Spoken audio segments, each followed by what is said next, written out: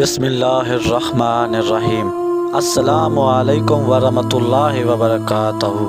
ناظرین، واقعہ قبرستان میں حضرت علی کی رات۔ روایات میں آتا ہے، ایک رات حضرت علی علیہ السلام کو کسی نے تنہائی میں کوفہ کے ویران قبرستان کی طرف جاتے دیکھا۔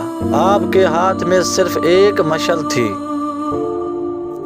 اور چہرے پر عجیب جلال اور عزم طاری تھا۔ حضرت علی قبرستان میں داخل ہوئے۔ وہاں کی خاموشی کو چیرتے ہوئے آپ نے قبروں سے خطاب شروع کیا۔ اے قبروں میں سونے والوں، اے مٹی کے نیچے چھپ جانے والوں، ہمیں اپنے حال کی خبر دو، ہم بھی جلد تمہارے پاس آنے والے ہیں۔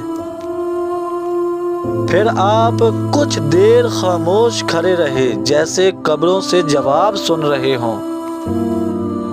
اس کے بعد آسمان کی طرف منع کر کے فرمایا، یا رب، یہ وہ مقام ہے جہاں انسان کے غرور، طاقت، دولت سب ختم ہو جاتے ہیں،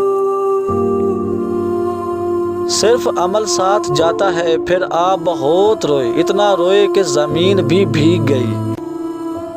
آپ کے لبوں سے ایک آہ نکلی، ذات کم ہے اور سفر طویل ہے، راستہ خطرناک ہے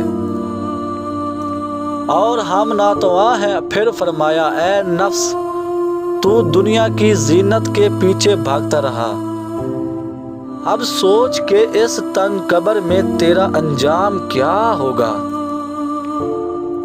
واقعے کی روحانی گہرائی۔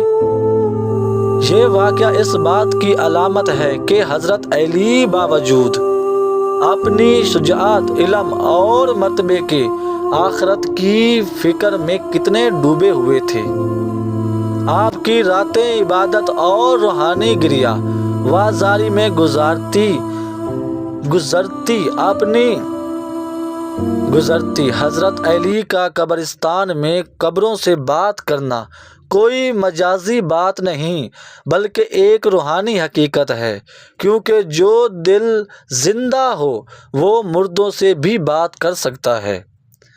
اللہم صلی علی محمد و آل محمد۔